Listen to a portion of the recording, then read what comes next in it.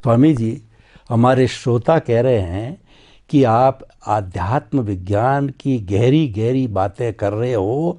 हमारी जो रोजमर्रा की जिंदगी है, जिसके हम पिसते जा रहे हैं, जो हमारे बर्निंग इश्यूज है, वो भी आप खड़ा कीजिए। तो उसमें से कुछ बर्निंग इश्यूज की मैं बात करता हूं कि देखिए, आज जो युग चल रहा है, अभी कोरोना का युग चल रहा है, सभी काम धंधे वगैरह सब बंद है, लोग घरों के अंदर कैद रहे और वापस कैद होने जा रहे हैं। तो जो बेचारा मजदूर वर्ग का व्यक्ति है, वो ये कहता मेरी 10,000 की इनकम है और 15,000 मेरा घर का खर्चा है, मैं अगर कहीं भी बैठ के 10,000 कमाऊं तो मेरी पूर्ति नहीं हो रही है। और आप कह रहे हो कि अनैतिकता नहीं करनी, डिसऑनेस्टी नहीं करनी, तो मैं वो बाकी का 5,000 रुपया किस तरीके से कहाँ से लाऊं? तो वो मुझे जो है, वो आप ये कोई सॉल्यूशन दीजिए कि वो 5,000 रुपये की अगर मैं अनैतिकता करता हूं तो क्या मेरे वो कर्म बंधन का कारण है? क्या मुझे वो पनिशमेंट मिलेगा?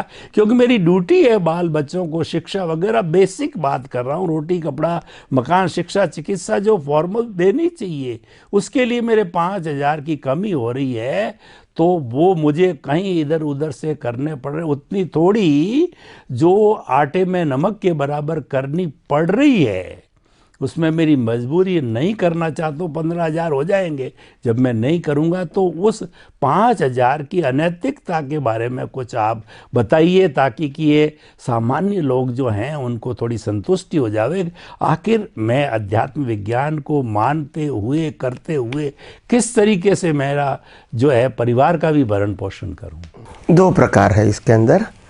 परिवार का भरण पोषण करना, इसके लिए पैसा कमाना, कम होने के बाद भी क्या करना चाहिए, ये जो बातें बताते हैं और कहते हैं लोग। और ज्ञानी भगवंत भी, दादा भगवान ने भी बताया है कि अगर ऐसे परिस्थितियाँ आती हैं जीवन में तो आपको नियम के साथ गलत करना अच्छी बात है, मगर नियम के साथ। मतलब मेरे को 5,000 रुपये की कमी है जीवन में हर महीने, तो 5,000 रुपया तक हम कोई करप्शन करके या गलत काम करके पैसा कमाएंगे तो कम से कम हमारा परिवार अच्छा चलेगा, ऐसी ज्ञानी पुरुष दादा भगवान ने बताया है। मगर मैं इस विषय में कुछ अलग राय रखता हूँ। मैं ये मानता हूँ और ये बताना चाहता हूँ कि गलत तो गलत है और सही सही है।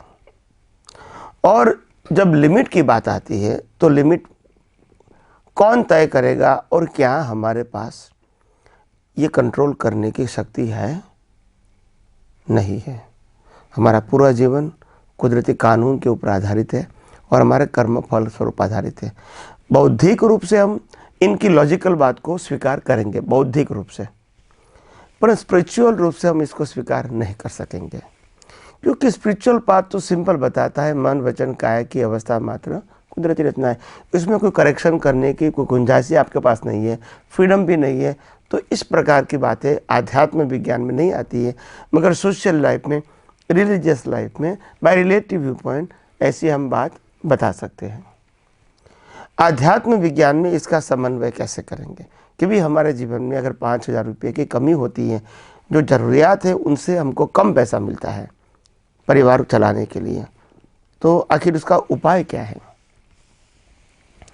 उपाय यही है, जो भी आता है उसमें आपका गुजारा करो। जो भी आता है इसमें आपको मिनिमम रिक्वायरमेंट जो है वो पूरी करो, कि खाना कंपलसरी है, कपड़ा पहनना सिंपल फिर भी कंपलसरी है, मकान की छत छोटी भी मगर ज़रूरी है, इसको हम मानते हैं। और ज़रूरियत को पूरी करना, परिवार के जो सदस्य हैं उनको सब कुछ सुविधा पूरी करना ज़रूरत के मुताबिक, वो कमाने वाले व्यक्ति का एक फ़र्ज बन जाता है।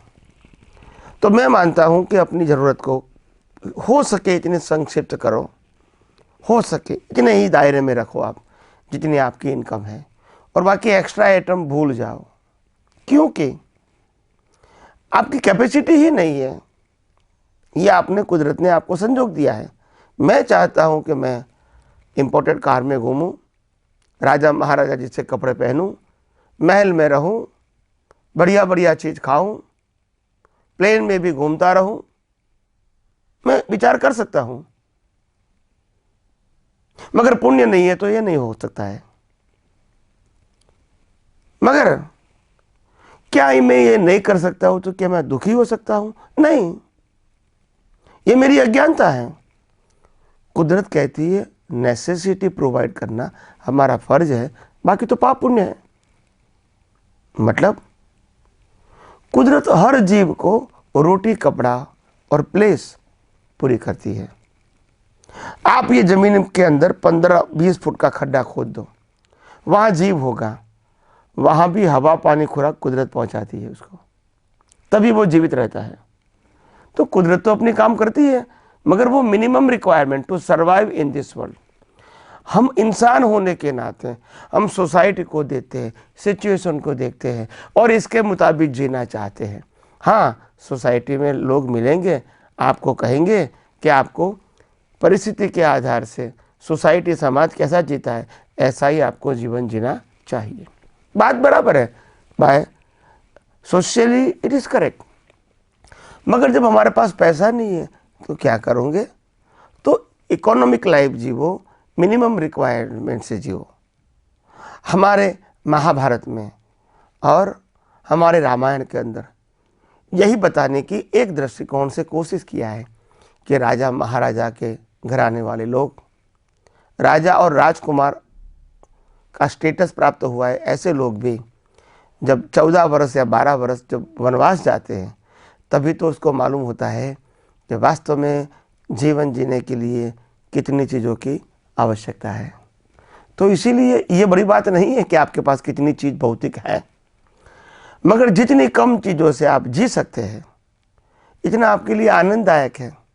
हो सकता है खाना नियम से मिले या न मिले, कभी 1-2 दिन के बाद मिले या दिन में एक ही बार मिले, कपड़े हमारी चॉइस के न मिले मगर अपनी मर्यादा को ढांकने के लिए मिल जाए, पानी हम जैसा चाहे स्वच्छ वो न मिले मगर पानी मिल जाए, तो ये ज़रूरत बोलते हैं। कहीं जगह आराम करने का, रहने का स्थान मिल जाए, भले मालिक का नहीं होना चाहिए, तो ये कुदरत प्रोवाइड करती है सबको। ये कोई कॉस्टली बात नहीं होती है।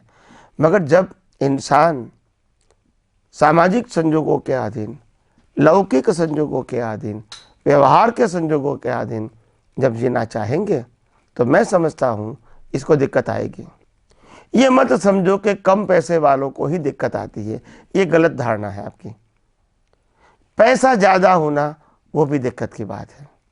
जब भी ज़्यादा पैसा होगा, हम कहाँ इन्वेस्टमेंट करेंगे, कहाँ हमको सेफ्टी मिलेगी पैसे की, कहाँ हमको ज़्यादा बेनिफिट मिलेगा, ये सब कुछ सोचना पड़ेगा। इसके बाद जब आपने कुछ ज़्यादा बेनिफिट मिलने के लिए सोचा है तो रिस्क भी लेना पड़ेगा और रिस्क के साथ टेंशन भी रहेगा। तो ये सब बातें मिली जुली हुई है और इसीलिए कुदरत ये कहती है कि हमारा काम तो आपको नेसेसिटी प्रोवाइड करना है।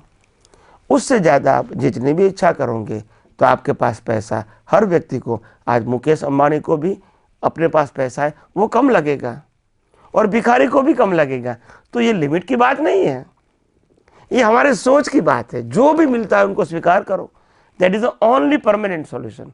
आप इच्छा करते रहोगे, अपेक्षा रखते रहोगे तो हम हर समय आप दुखी होंगे।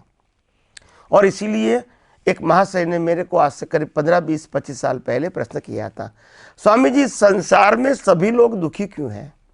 गरीब भी दुखी है, पैसे वाला भी दुखी है, अनपढ़ भी दुखी है, पढ़ा लिखा भी दुखी है, शादी किया वो भी दुखी है, शादी नहीं हुआ वो भी दुखी है, संसारी है वो भी दुखी है, त्यागी भी दुखी है। सब लोग दुखी क्यों हैं? इसके पीछे राज क्या है, रहस्य क्या है? वो शॉर्ट एंड स्वीट बताने की कृपा कीजिए। मैंने कहा इसका रहस्य बिल्कुल सिंपल है, ये कोई टेढ़ी मेढ़ी गोल गोल बातें नहीं है। इसका सिंपल रहस्य है, हर व्यक्ति को जो प्राप्त होता है वो पसंद नहीं है और जो पसंद होता है वो प्राप्त नहीं होता है। और इसीलिए हर व्यक्ति दुखी है। महल बंगला वाला, मोटर गाड़ी वाला, प्लेन में घूमने वाला भी दुखी है, क्योंकि उनकी पसंद अलग है और जो मिला है वो अलग है। तो ये तो चॉइस की बात हो गई, ये नेसेसिटी की बात नहीं है। तो हमने क्या कहा, आपको इस दुनिया में अगर सुखी रहना है, संतुष्ट रहना है, अपने विजन को बाहर घुमाना नहीं है विकल्पों के अंदर, तो जो भी मिलता है उनमें संतुष्ट रहो। अपना गुजारा होता है कि नहीं वो देखते रहो, और सोच अपनी बड़ी बनाओ, इच्छाएं बड़ी मत बनाओ। यही सुखी होने का और आनंद की अनुभूति करने का और जीवन में संतुष्टि प्राप्त करने का, भीख और भय से मुक्ति पाने का और अध्यात्म के मार्ग में आगे बढ़ने का यही एक सरल रास्ता है। तो वास्तविकता जो सामने है आपकी लाइफ की, उनको स्वीकार करो। नो ब्लेम नो क्लेम, और अपेक्षा बहुत कम रखो, ज़रूरत की जितनी ही। तो मैं समझता हूँ हर व्यक्ति को अपने जीवन में आनंद भी होगा, समाधान भी होगा और आगे जाने का रास्ता भी मिलेगा।